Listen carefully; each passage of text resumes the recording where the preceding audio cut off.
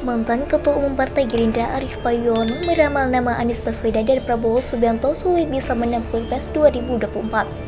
Arief mengungkapkan analisis tersebut berdasarkan jangka Jaya Boyo yang selama ini juga menjadi bahan perbincangan untuk memprediksi pemenang ketika Pilpres.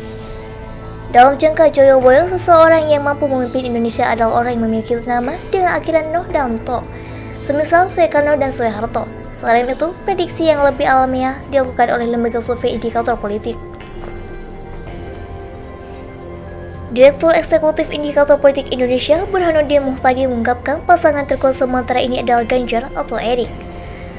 Dilansir dari viva.com, mantan Wakil Ketua Umum Partai Gerindra, Arief Poyono menggunakan ramalan dari Joko Jayabaya sebagai patokan dalam memecah siapa sosok pengganti Presiden Joko Widodo atau Jokowi pada 2024 mendatang. Ia meyakini Joko Jayabaya sebuah ramalan dari Raja Kediri, Prabu Jayabaya, 1135-1157 Masehi, di mana dalam jangka Jayabaya tersebut memberikan petunjuk pemimpin memiliki nama dengan akhiran yang jika diakronimkan menjadi Notonegoro. Kalau masih bingung, yang namanya Notonegoro bisa jadi presiden di akhirannya atau namanya, kata Arief Poyono melalui keterangannya pada Senin 6 Desember 2021. Menurut dia, dalam surat Joko Jayabaya yang ditulis Prabu Jayabaya itu terdapat ramalan mengenai pemimpin di Indonesia yang terkandung dalam kata Notonegoro. Noto memiliki arti menata dan negoro artinya negara. Ramalan Joko Jayabaya ini hidup dalam kosmologi politik seiring dengan kepercayaan mesianistik atau Ratu Adil yang disebut masyarakat Jawa sebagai Satri Paningkit, ujarnya.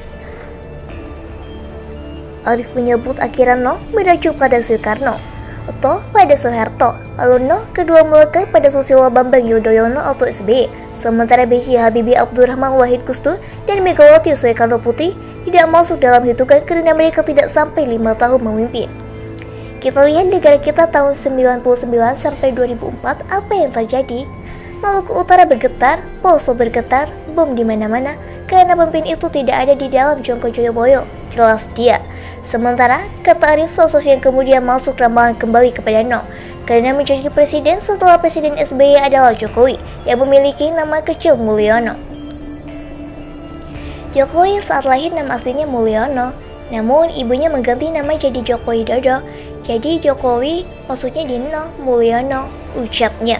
Berdasarkan urutan Notonegoro dari jangka Jayabaya tersebut, kata Arief, setidaknya ada 3 nama yaitu Gubernur Jawa Tengah Ganjar Pranowo, Menteri Koordinator Perekonomian Airlangga Hartarto, dan mantan Panglima TNI Jenderal Purn Gatot Nurmantio.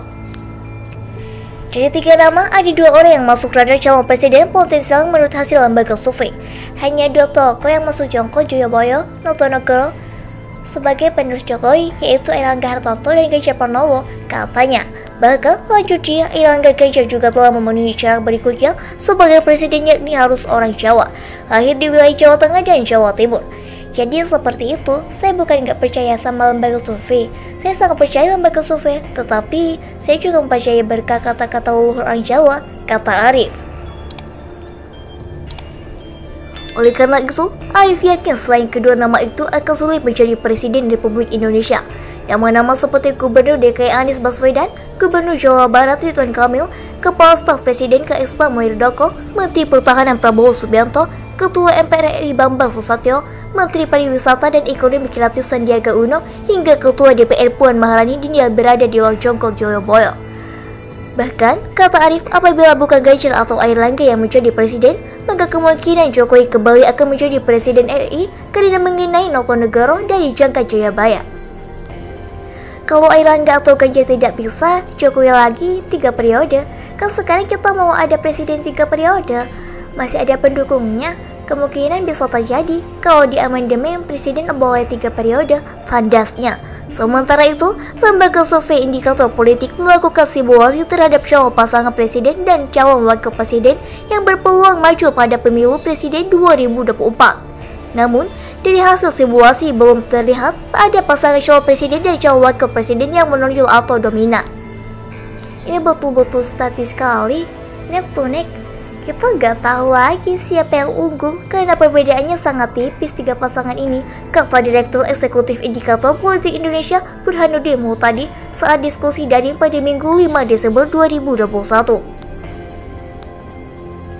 Ada 3 poros pasangan calon presiden dan wakil presiden dalam simulasi yang dilakukan indikator, yakni simulasi Anies Baswedan dengan Menteri BUMN Erick Thohir, pasangan Ganjar Pranowo dengan Airlangga Hartarto, dan pasangan Prabowo Subianto dan Ketua DPR Puan Maharani.